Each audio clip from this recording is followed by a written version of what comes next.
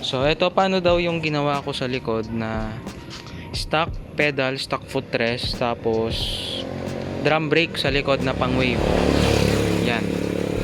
So tignan natin.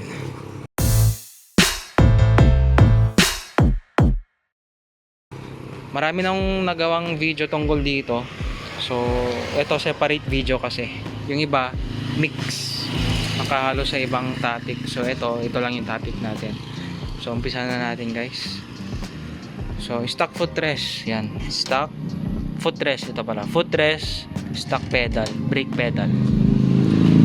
So una, syempre palit tayo ng drum brake sa likod. Tapos ito, brake arm. Pinalitan natin yung alloy, nagpalit tayo ng steel kasi yung alloy nabubungi. Minsan pag nawawalan siya ng preno. Tapos brake rod na gamit natin, ayan, mahaba. So ito pang X4. So hindi ka na magwe-welding or magpla-plus dyan kasi yung unang ginawa natin is nag-welding tayo.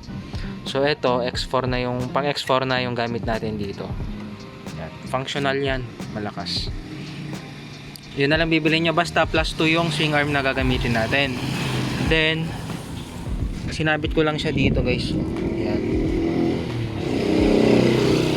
Sinabit ko siya dyan, tapos may alambre na lock tsaka maliit na washer. Tapos grind natin konti ito niya sa dulo niya para lumusot dito kasi maliit lang yung butas na itong sa may brake pedal natin. Yan lang. So basta sa mga naka plus 2 na swing arm yon. Then drum brake sa likod. Tapos papalitan natin dito is itong spring sa baba. Hindi na pwede yung stock niya kasi malambot masyado yun. So tendency nun pag hinapakan natin, may tendency na hindi agad bumalik. Samantalang to, kunting tapak mo lang matigas, bumabalik agad. Yan. Yun lang yung kailangan natin palitan dyan. Spring dito, konting modification dito, tapos grinder nyo konti para lumusot doon, lock nyo.